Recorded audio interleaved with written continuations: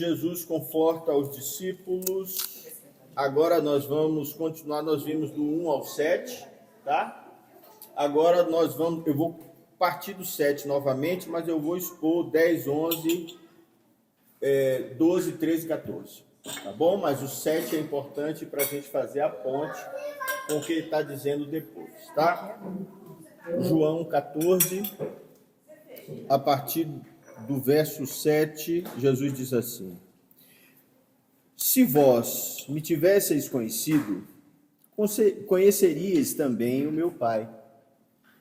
Desde agora o conheceis e o tendes visto.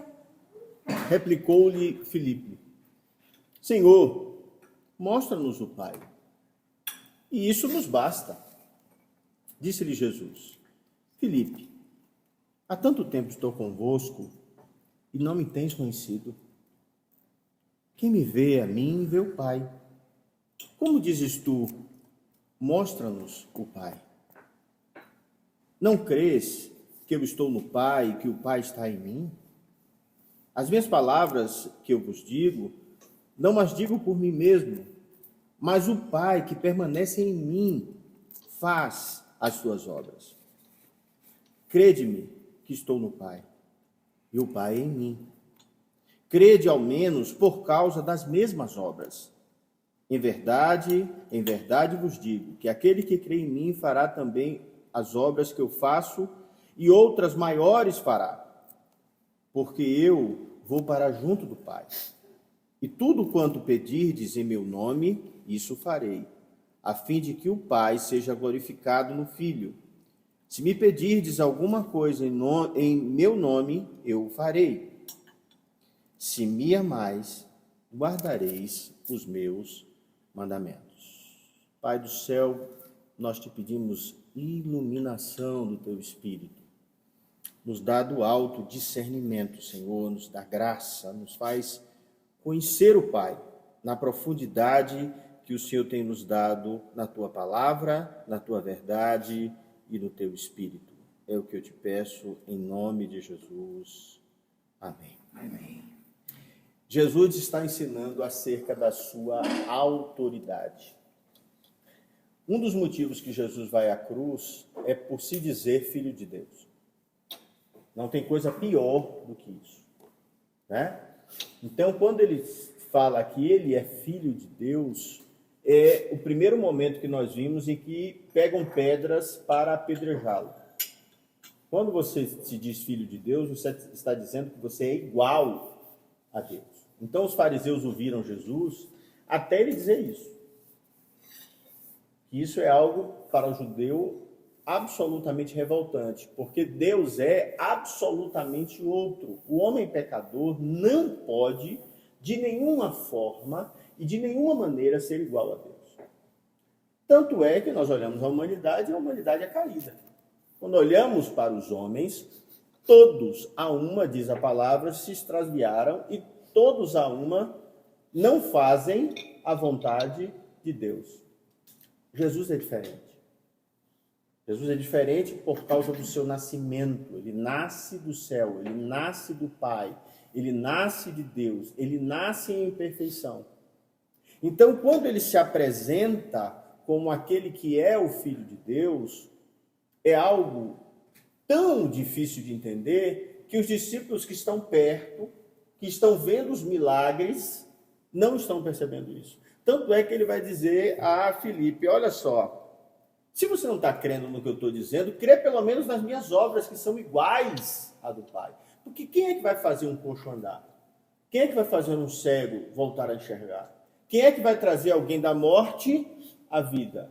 Somente Deus. Então, se você não consegue entender que eu sou o caminho, a verdade e a vida, pelo menos creia nas obras que eu faço. E aqui você tem uma marca importante, né? A primeira coisa que Jesus quer ensinar é que quem vê a ele está vendo o Pai. E isso é algo extremamente profundo. Isso é algo extremamente verdadeiro. Porque quando ele se revela aos seus discípulos, ele se revela como Filho de Deus, como a imagem do Deus vivo. Paulo percebe isso quando ele escreve, eu já falei isso para vocês aos Colossenses, diz que ele é a imagem do Deus invisível. Ele é perfeição de Deus habitando sobre a terra. Ele é o tabernáculo de Deus, né? Quando João olha para Jesus, João Batista, ele diz, olha, ele tabernaculou conosco. No Evangelho de João você tem isso. Então Jesus é o tabernáculo de Deus caminhando no meio do povo. Assim como Deus habitava, descia na sua presença dentro do tabernáculo, Jesus é esse tabernáculo vivo andando no meio do povo. E depois da sua morte e ressurreição, quando somos limpos por dentro, como Jesus ensina, o Espírito passa a habitar em nós. E também passamos a ser esse tabernáculo, essa morada desse Deus santo e justo. Mas o que é importante a gente perceber aqui, é que no verso 7, ele diz assim, olha, se vocês realmente me conhecessem. Aí você percebe que você pode estar na igreja durante muitos anos e não ter a mínima ideia de quem é Deus. Uma das parábolas de Jesus que mostra isso é o filho pródigo e o irmão mais velho. Ambos estavam com o pai, ambos estavam na casa, ambos tiveram o mesmo ensino, um obedecia em tudo, mas não tinha a mínima ideia de quem era o pai, e o outro era extremamente torto e também não sabia quem era o pai. Você percebe que um vai ao mundo, passa todo o sofrimento para lá fora dizer, olha, a casa do meu pai é maravilhosa. Eu quero voltar só para ser servo. Eu não quero nem mais ser filho. Se eu for só servo, porque os servos do meu pai se alimentam melhor do que eu aqui comendo comida de porco. Quando ele volta para casa, ele diz ao pai, pai, me faz um dos seus servos. E o pai olha para ele e diz, não, filho, que é isso? Você é filho. Anel no dedo, roupas, sandália. Há toda uma cobertura de pai sobre esse menino perdido. E o mais velho não aceita de nenhuma forma esse que é pecador, porque a salvação é por mérito.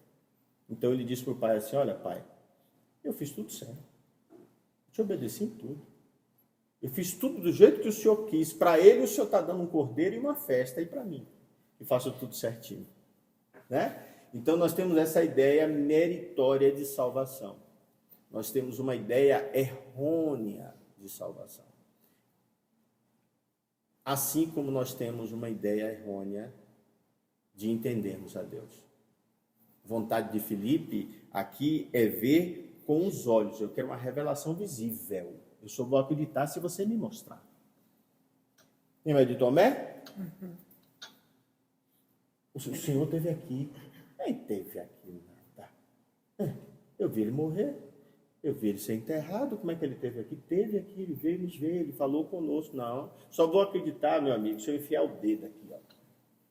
Eu enfiar o dedo lá no furo da mão, enfiar o dedo no lado e Jesus aparece e diz, vem Tomé, enfia teu dedo aqui. Tomé olha para ele assustado e diz, tu és o meu Deus. É uma característica do ateu, né? O ateu, ele sai absolutamente não acredita em nada e vira uma pessoa extremamente crente. Ele é o primeiro a chamar Jesus de Deus. Pedro é o primeiro a chamar de filho do Messias, do Filho de Deus, e Tomé é o primeiro a chamar Jesus de Deus. Vendo Jesus Cristo. Lembra do que Jesus diz a ele? Ah, você está crendo porque viu? Bem-aventurado é aquele que não viu e creu. É isso aqui que Jesus está tentando mostrar. Agora observe, eles estão vendo e não estão crendo. Eles conviveram com ele 3 anos. E não estão crendo ainda, tá? Ainda. É por isso que tem gente que fica na igreja, anos, a gente não entende isso. A pessoa está anos na igreja, você acha que ela é crente. Não, eu fui criado dentro da igreja, entendeu? Eu ia até conversar hoje com Adonias hoje. Que eu fui criado dentro da igreja, o primeiro pastor que veio para Brasília, para a igreja do PV, ficou na casa da minha mãe, o primeiro. Eu fui criado na igreja, a família da minha mãe, todas elas são presbiterianas. E eu sinto isso também, eu não sei se é um privilégio ter sido criado na igreja, ou como é que eu posso falar? A comodidade, né? A de você estar comodidade, indo todo entendeu? dia, Eu fui então, criado na maravilha. igreja. E no Eu seu assisti coração? na escola, mas aí eu tenho um amigo meu que é da igreja Assembleia de Deus. Ele aceitou Jesus com a garrafa de vodka esvaziada que ele esvaziou de tomar. Aí desceu aquele fogo na casa deles, entendeu? Ele aprontava no Rio de Janeiro. O que você pensar, ele fazia. Hoje ele é da igreja Assembleia de Deus, é praticante, entendeu? Tá firme. E aceitou dessa maneira, entendeu? Diz que ele vê aquele fogo na vida dele, que é o Mariano, Inclusive, ele é casado com a filha do pastor. da Assembleia de Deus. É bem... E aí, Então é diferente, por isso que... cada um é chamado em um momento diferente. E Deus fala com cada um de nós de forma diferente. Você entende isso? Então, nesse momento, o que Filipe está querendo e o que ele não compreende é que Jesus já é essa revelação. Ele já é essa revelação. Então, o judeu gosta, a Bíblia fala sobre isso, né? O judeu gosta de sinal e o grego gosta de conhecimento. A Bíblia mostra esses dois tipos, né? No meu entendimento, eu sou mais grego. Eu gosto mais do ensino, eu gosto mais daquela conversa com Deus que fala na alma, eu gosto desse Deus que se explica para mim. E tem outros que gostam mais desse fogo. Se alguém chegar explicando o evangelho de fora a fora, esse seu amigo, talvez ele não se convertesse. Mas Deus fala assim, peraí, dá uma visão a ele e ele diz assim, no fogo é isso, não é essa vodka. Entendeu? Eu quero isso agora, não quero mais isso aqui. Então, assim, Deus, a grande beleza de Deus é que Deus, ele fala com cada um de nós de forma individual. Ele fala a cada um de nós no coração, no espírito. E você vai perceber isso nos discípulos. Quando você vai estudar as conversões deles, é uma coisa linda, né? Não é uma conversão, Deus fala com eles desde o início, mas tem um momento em que Deus o puxa e eles não largam mais do Senhor Jesus Cristo. Eles se apaixonam pelo Senhor. Eu entendo o que ele está falando, porque eu também nasci assim, desde a classe dos bebezinhos, que eu estou na presbiteriana, família toda presbiteriana também. Então a gente já nasce nesse ambiente. Mas aí vai chegando alguns momentos na vida que a gente vai tendo as experiências. Mas eu entendo, porque eu também... A minha experiência é totalmente diferente da do João, porque o João não nasceu no lar evangélico. Eu me converti aos 24 anos. Não, é que eu estou... você falou dos que conviveram com ele durante 3 anos, né? E continuaram incrédulos, né? E naquela época.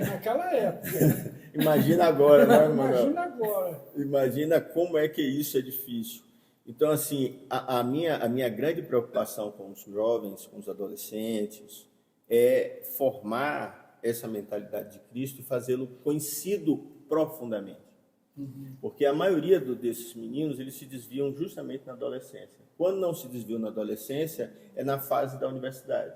Então, porque eles não tiveram uma boa base de formação, porque eles ali, de certa forma, estavam convivendo com o ambiente evangélico, mas eles não tiveram um discipulado profundo. Esses aqui, tendo um discipulado desse aqui, foram crer depois. Né? Você faz ideia. Então, olha como isso aqui é importante. A pergunta de Filipe reflete o desejo humano de sinais visíveis de Deus. Eu já vi essa pergunta várias vezes. Cadê o seu Deus? Não tem um salmo que diz assim, cadê o seu Deus? Onde está? Né? Aí a resposta do salmista é assim, meu Deus está nos céus. Meu Deus está lá em cima. Mas está aqui em mim também. Mas observem que esse desejo humano de ver e de observar, né, de querer tocar, sabe? A resposta de Jesus é lindíssima, porque ele mostra, ele repreende a falta de entendimento de Filipe. Olha a resposta de Jesus. Jesus diz assim: Filipe, há quanto tempo eu estou convosco? Eu já tenho todo esse tempo andando com vocês, né? E não me tens conhecido? Será que você não sabe quem eu sou?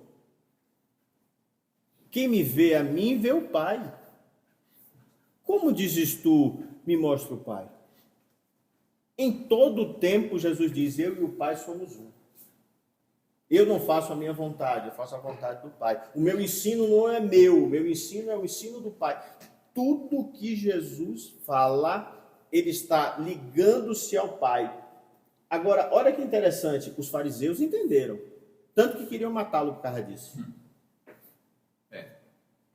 E os que estavam abraçados a ele, passavam esse entendimento. Então, o que nós precisamos entender aqui é que quando Jesus diz, quem vê a mim vê o Pai, é uma afirmação clara da sua própria divindade. Ele vai morrer por isso.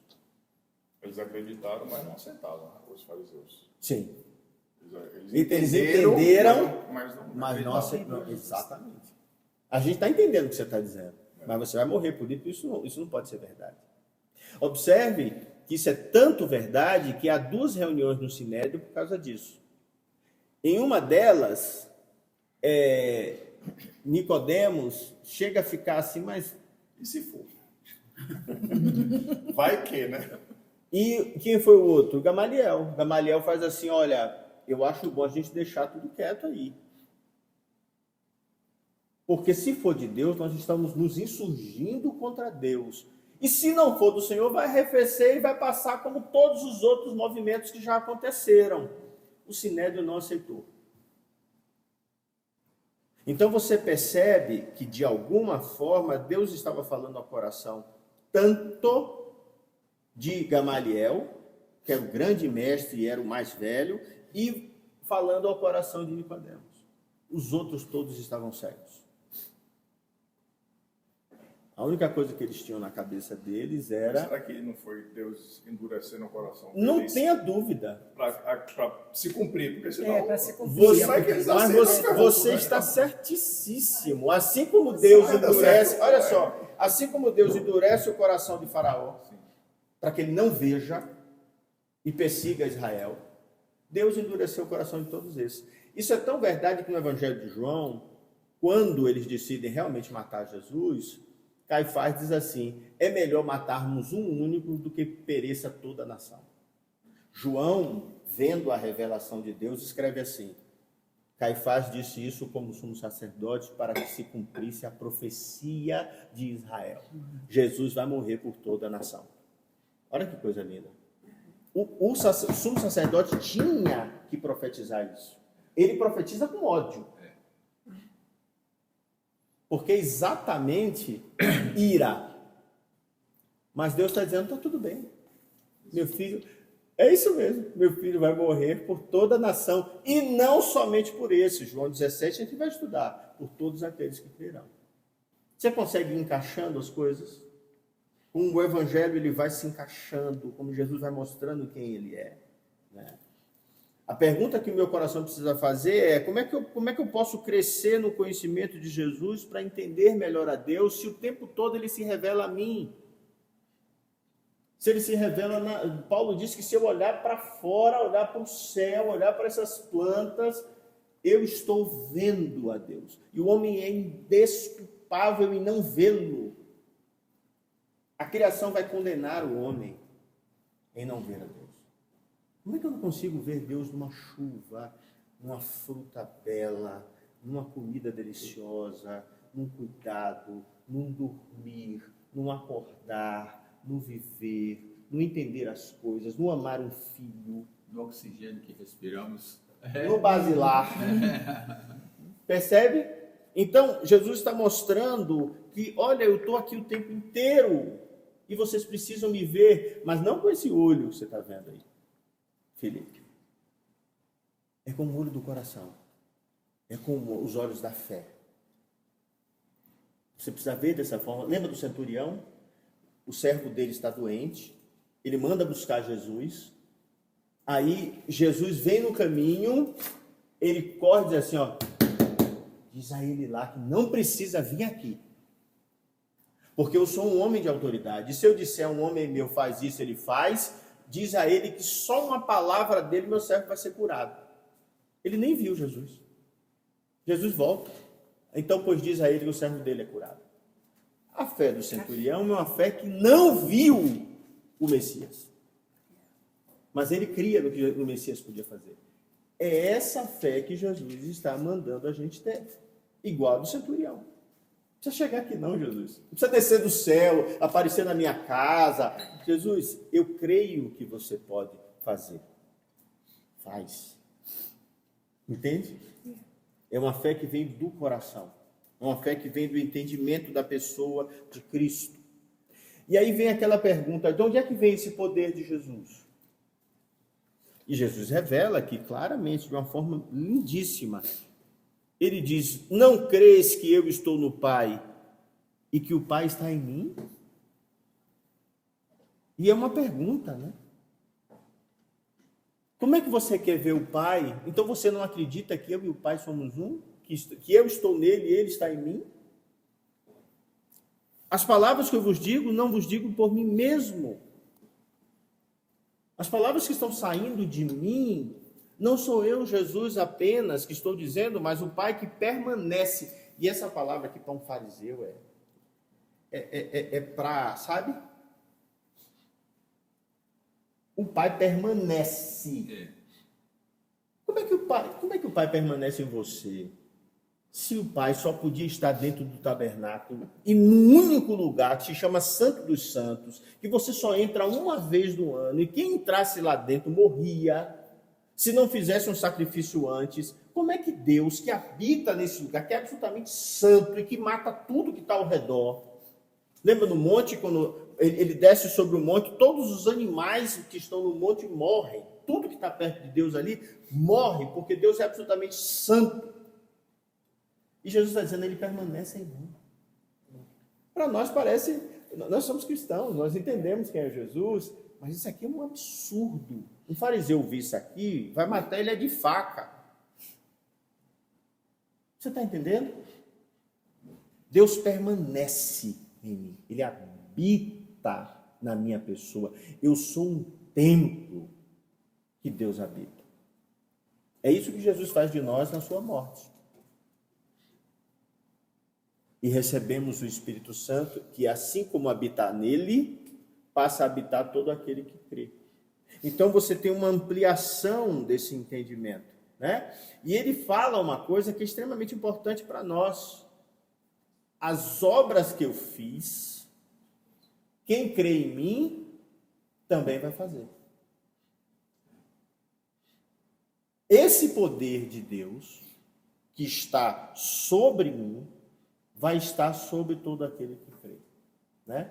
E aí você tem toda aquela briga, né, entre cessacionistas e não cessacionistas. O que nós precisamos entender é o que Jesus disse.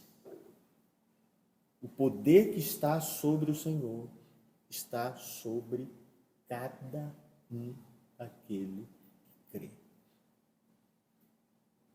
Esse poder está sobre nós. É por isso que nós oramos sobre enfermos, é por isso que nós oramos, né, repreendemos espíritos, demônios. É por isso que Deus tem cuidado da sua igreja todos esses anos e tem levantado pessoas para falar acerca da sua verdade. A beleza de Jesus é que, sendo todo-poderoso, sendo Filho da glória, sendo aquele em quem habita toda a plenitude, sendo aquele em quem tudo subsiste, ele não age de forma independente. Entende o que é humildade?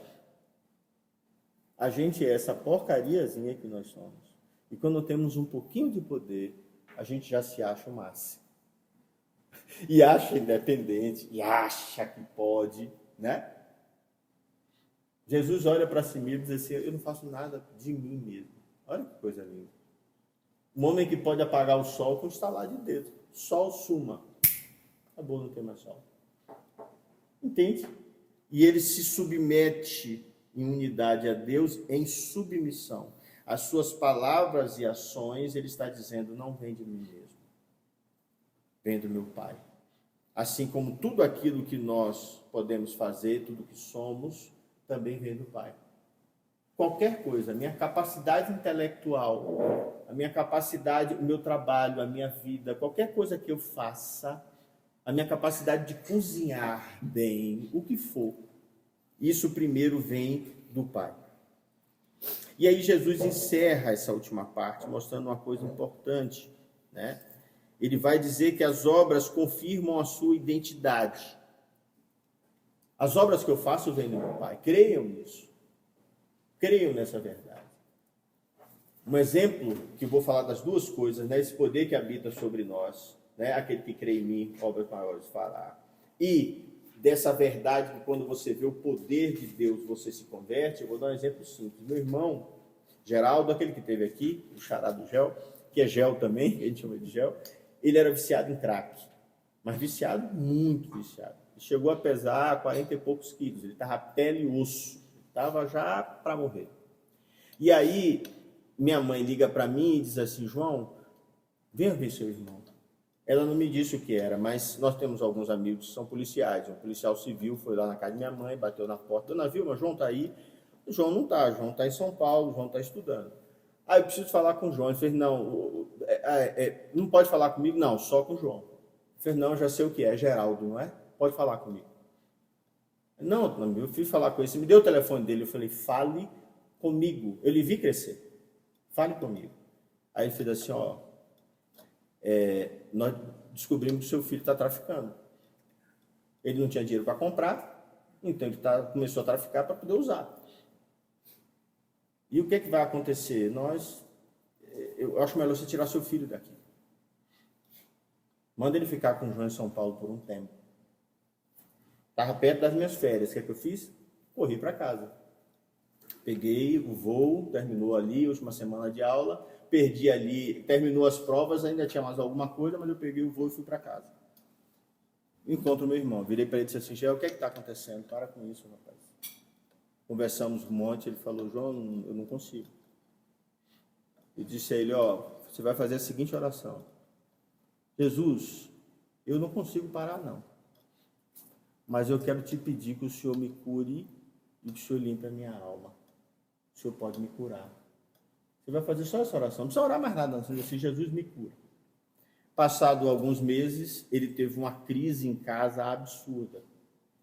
E aí, ele disse que veio nitidamente na cabeça dele. Meu irmão disse que se eu pedir a Jesus, Jesus vai me curar. Só que ele não fez a oração dentro de casa.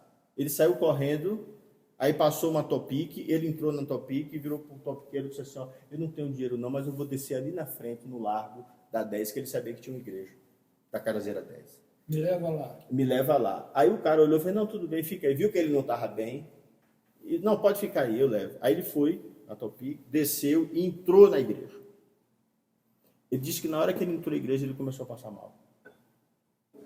Mas ele passava mal, ele teve taquicardia, ou seja, o coração começa a disparou e ele começava a suar, ele suava. Os obreiros perceberam o que estava acontecendo, rodearam ele e começaram a orar sobre ele.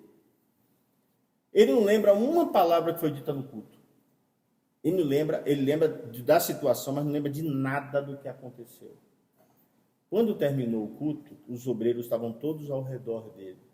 E o chão estava molhado de suor, cheio de suor.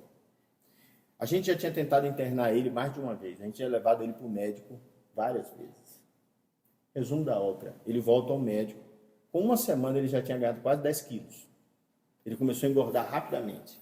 Começou a comer, não sentia mais vontade de se drogar e não se drogou mais depois disso. Quando ele vai ao médico, fez um exame de sangue, o médico olhou e fez assim, você fez transfusão? Aí ele fez assim, transfusão como, doutor? E os órgãos tudo que estão aqui, ó, anos usando. Ele fez questão de ir no médico para mostrar que ele tinha sido curado. O médico olhou para ele e disse assim, não, isso aqui só pode ser milagre. Isso aqui é impossível acontecer com alguém que usa crack por tanto tempo. Pergunta se o médico creu. Ele não creu. Mas sabe o que minha mãe fez? Desceu as escadas, pegou tudo que tinha de religião, levou para fora de casa, sentou e virou para mim e disse assim: meu filho, onde é a sua igreja? Aí eu falei: eu sou presbiteriano, mãe, você sabe, é lá no presbiteriano da Bahia, lá no centro. Tal. Ah, tá bom, domingo eu vou com você, porque esse que curou Geraldo, esse eu quero seguir. Entende como Deus faz? Eu preguei o evangelho para minha mãe mais de 10 anos. Eu ensinei a minha mãe o evangelho, eu ensinei o evangelho todo. Entrava por esse ouvido e saía por esse. Sabe qual era a resposta dela? Ô filho, muito bom para você. Mas percebe? Aquele que crê em mim, obras maiores. Quem consegue limpar o sangue? Ele passou 4 remédios para ele por causa da dependência química. Ele ficou limpo em um culto. É uma coisa absurda. É sobre isso aqui que Jesus está falando. As grandes obras que Jesus fez e que a igreja continua fazendo. Mas isso não acontece o tempo inteiro assim. Deus tem os seus motivos pelos quais ele faz isso. Por causa disso, minha irmã mais velha também se converteu e houve um movimento, os irmãos, amigos do meu irmão, vários se converteram e até hoje todos eles vão caminhando ali próximo, alguns muito envolvidos com o evangelho e outros ali mais próximos do evangelho, mas conhecem de alguma forma a verdade de Deus. Eu quero encerrar dizendo o seguinte: Jesus encerra falando isso. Olha só, aquele que crê em mim e que permanece em mim, ele vai fazer as mesmas obras. Então, assim, crede-me que eu estou no Pai. A sua vida só vai mudar quando você crê que Jesus está no Pai e que Ele está em você. Porque foi o que Ele disse. Eu vou para o Pai, mas vou vos enviar um outro Consolador. Então Jesus passa a habitar em você. E qual é a forma, o que é que muda de fato a nossa vida quando eu entendo isso? E Jesus deixa um ensino. Ele diz assim: olha, em verdade eu vou dizer algo a vocês. Aquele que crê em mim vai fazer essas obras também. E outras maiores ainda. Então ele diz: porque eu vou para junto do Pai. E aqui a gente já entendeu, vou explicar isso para vocês depois, quando ele for assunto. Mas essa frase eu quero que você guarde no seu coração. Verso 13. E tudo quanto pedirdes em meu nome, isso farei, a fim de que o Pai seja glorificado no Filho. Então aqui nós temos uma forma de nos aproximar de Deus. Como é que eu me aproximo de Deus? Eu me aproximo no nome de Jesus. Como é que eu peço a Deus que Ele haja dentro da minha vida, né? Eu peço no nome do Filho amado dele, no nome poderoso do nosso Senhor Jesus. O que vocês pedirem, eu farei. Lembre-se que isso aqui é uma promessa. E Ele está reafirmando a sua promessa. Ele está respondendo às orações feitas em harmonia com a sua missão. Eu sou filho de Deus. Eu vou morrer na cruz. E eu quero que vocês lembrem. Ele está dizendo isso vivo. O que vocês pedirem em meu nome, eu darei. As pessoas passaram a entender isso de forma errada. Aí João escreve nas suas cartas: vocês estão pedindo, Jesus disse que você pedir vai receber, mas você não está recebendo porque pedir mal. Você está pedindo para a sua própria concupiscência. Você acha que não teve problema? Claro que teve. Basta falar o nome de Jesus que acontece. João disse logo: deixa eu ensinar uma coisa para vocês. Vocês estão dizendo aí que qualquer coisa que você fala, não é assim não, viu, filho? Você tem que pedir em harmonia com a vontade do Pai. E aí Deus concederá. Vamos encerrar? Porque essa lição é lindíssima, né? Como é que eu posso alinhar as minhas orações à vontade de Deus? Como é que eu posso experimentar esse poder poderoso, essa força do Espírito Santo sobre a minha vida? Você que está ouvindo aí na internet, você precisa conhecer a Jesus. E você precisa entender que Jesus é Deus. Ele é o Deus Todo-Poderoso. E Ele nos convida a ter uma fé mais profunda na pessoa dele. Ele nos convida a ter uma fé mais profunda com Ele. E, principalmente, Ele nos convida a ter uma vida de comunhão com o Seu Espírito Santo. Aí, tudo na nossa vida há de mudar para a glória de Deus Pai. Amém? Amém. Vamos orar? Passou um pouquinho do tempo da nossa aula. Pai do céu, nós te damos graças por tua palavra e te peço que essa passagem, Senhor, transforme a nossa visão sobre Jesus e que amplie a nossa confiança nas nossas orações por causa da promessa que Ele nos deu. E é no nome de Jesus que te pedimos, ó Pai, que essa verdade se aloje no nosso entendimento e coração. Que o teu Santo Espírito nos mostre Cristo na nossa vida, no mundo, na tua criação e em todas as coisas, ó Pai, que nós consigamos ver a pessoa do nosso Senhor Jesus Cristo pela fé. É a nossa oração, Pai, em nome de Jesus. Amém.